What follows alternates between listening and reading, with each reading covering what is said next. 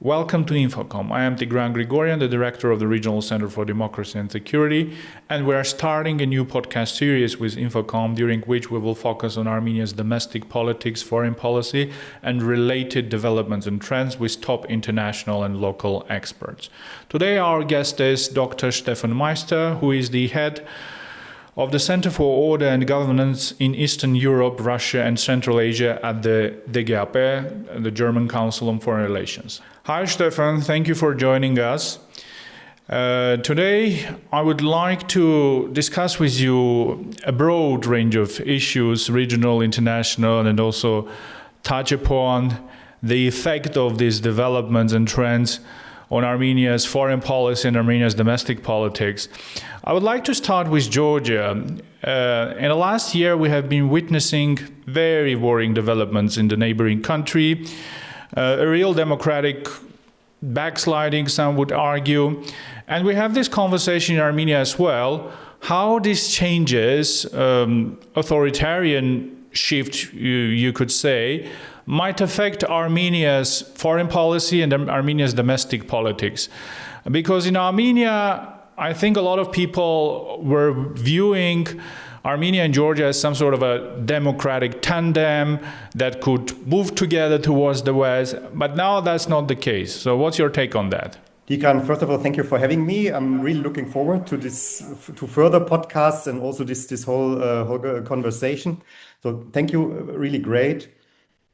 I think what we see in Georgia is an authoritarian consolidation with the election last year. We see a lot of measures which backtracks the successes also of the Georgian reform process of the changing society towards a more European, more democratic society. We see increasing vulnerabilities which will give also Russia more opportunities to interfere, not only Russia, also others, to interfere into domestic politics of Georgia. So I think it's a very negative development for the country itself. But I would always argue Georgia is a key country in the South Caucasus, and it's a key country also in the entire post-Soviet region, because it was the forerunner in terms of fighting at least small and middle-sized corruption, doing administrative reforms, having a clear integration course, or at least interest in integration course with the European Union and with NATO. And being also a hub for the South Caucasus, for Central Asia, for civil society, for experts from different parts of the entire region. So I think this is a very negative development for the South Caucasus and beyond, and particularly for Armenia, which is in a process of diversifying its foreign policy, its economic policy, doing step-by-step decoupling also from Russia and decreasing also its dependencies from Russia and more rapprochement with the European Union. And even geographically, I think it's very bad for Armenia that the link through Georgia is getting closed in a way, more controlled also by Russia. But it sets, and just to end with this, it sets also a negative example of how you can backtrack democratic reforms. It's very important to have solidarity, cooperation, exchange between civil societies, expert communities in the South Caucasus itself, at this very difficult situation where the whole global situation is changing. And I think for Armenia as a vulnerable country in a very vulnerable process of opening, decoupling and democratizing, I think this has a very negative, also psychological and political effect. Yeah, absolutely agree with you. I think the important point you made was that, democracy, democratization, democratic consolidation is not a given. Because a lot of people in Armenia, for example, think that, we've started this democratic transition and we will necessarily end up with democratic consolidation. But the example of Georgia and many other countries in the world, even established democracies, show that that's not the case. It's a process, and the civil society should be very cautious in its actions and should be capable of holding the government accountable. I think also in terms of foreign policy, we've seen some changes after the latest parliamentary elections in Georgia. I think the Armenian foreign policy was affected by those elections and by the American elections, and the rhetoric and the whole diversification policy has become more cautious and balanced.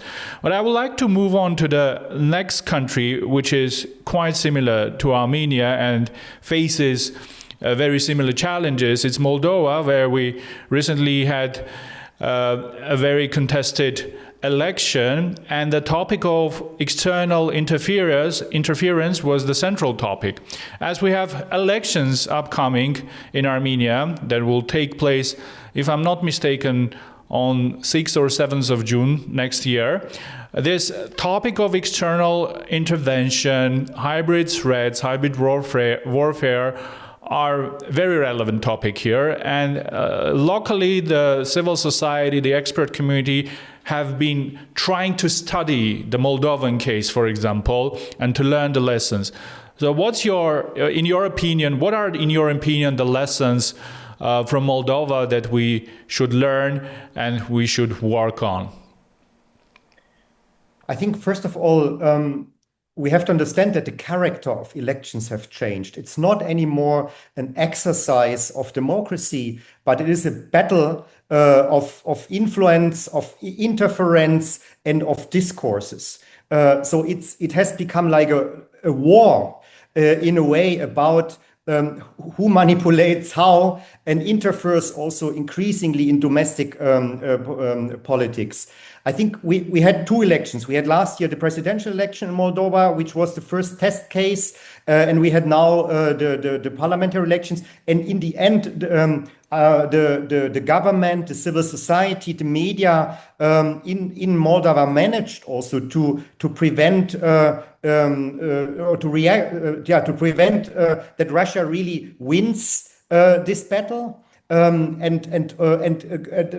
learned also on the spot during the elections how to counter interference, how to impact on the discourses, how to cut off also financial streams coming into the countries.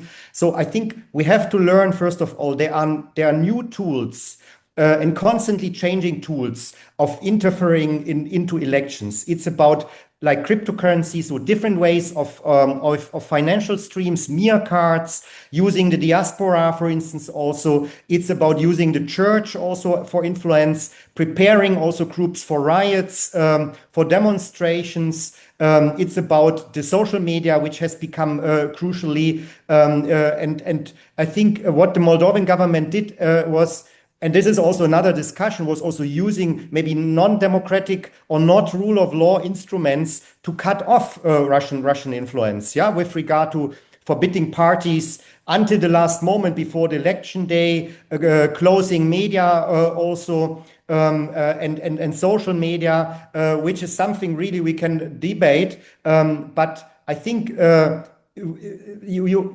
seems to be a tendency you have increasingly using measures which are not part of a rule of law state to be able to counter this.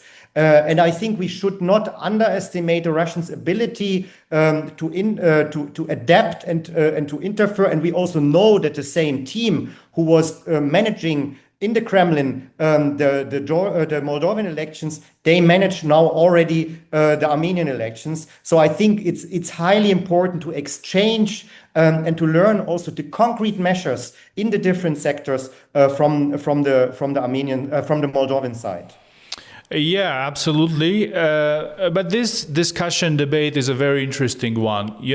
Can you counter hybrid threats, external threats with non-democratic measures? I'm not an expert on Moldova, so I do not know the specifics of what was happening there. But in Armenia, in recent months, we've been witnessing a process that is explained by the government exactly by the necessity to counter external threats, and at times democratic norms, practices, rule of law are being violated. In my understanding, that might have like a short-term effect if the real purpose of this process is really countering external interference.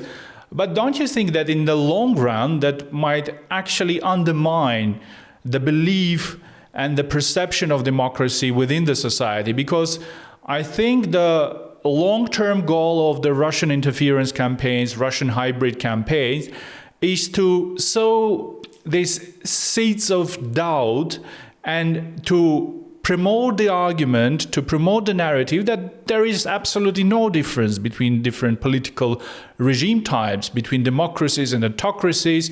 See, in self-proclaimed democratic systems as well, non-democratic and non-legal things are happening. So what's your take on that?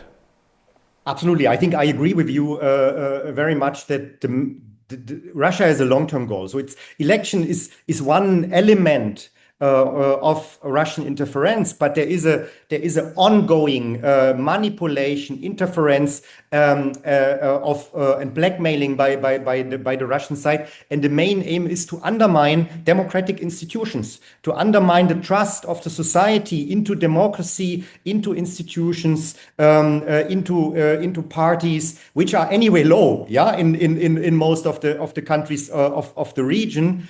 And I think that's maybe the bigger success of the Russians, of this Russian interference, that people don't see any difference anymore, and you have arguments also against the government, which maybe has more the goal to democratize the country, to reform the country.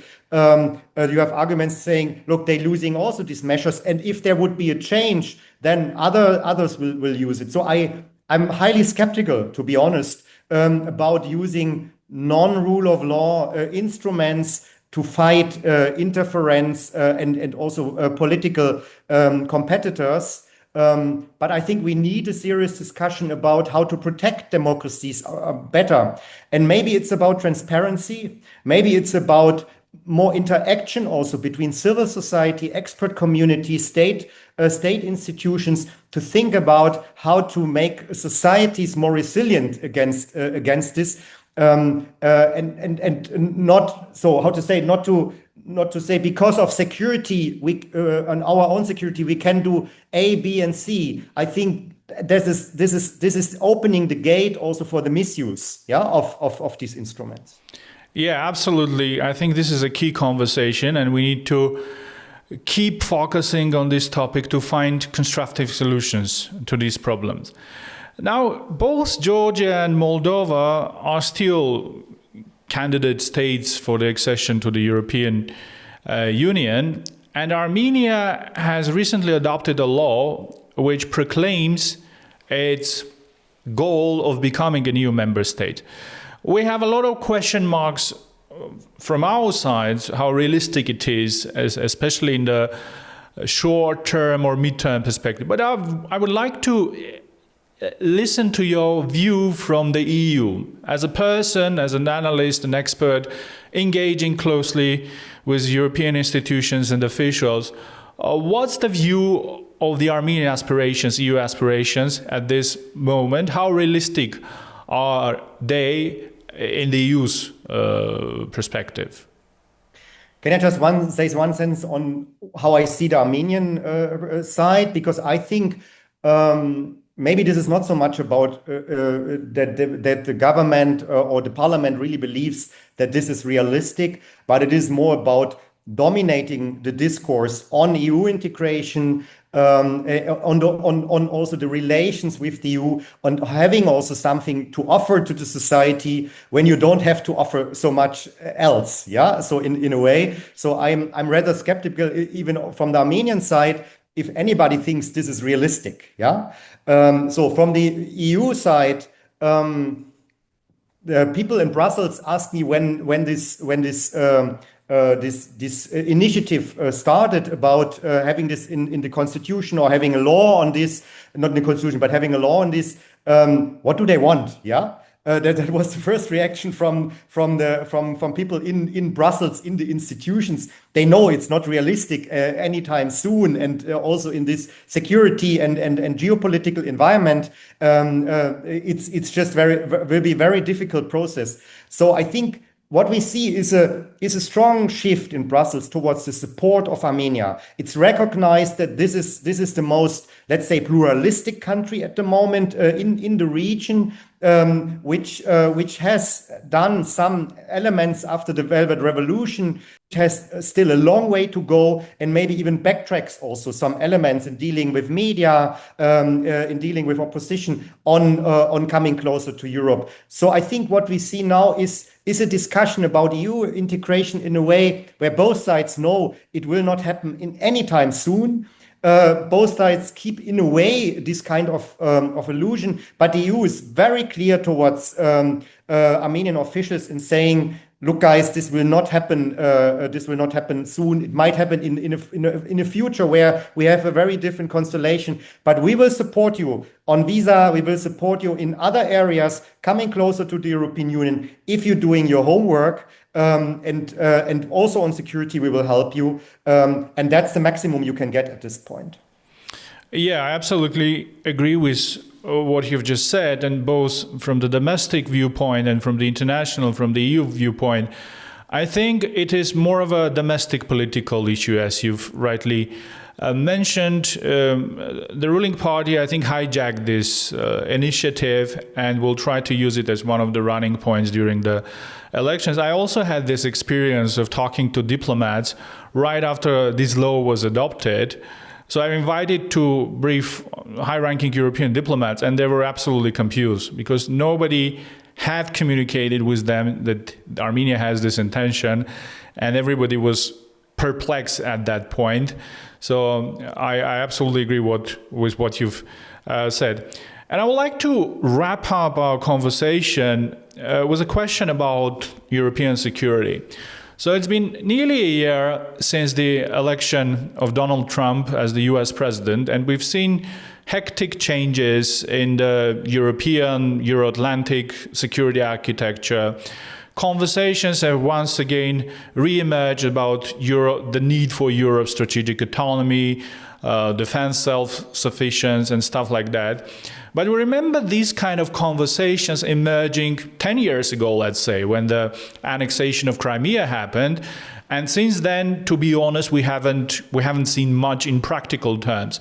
So what's your assessment of the current phase of these conversations?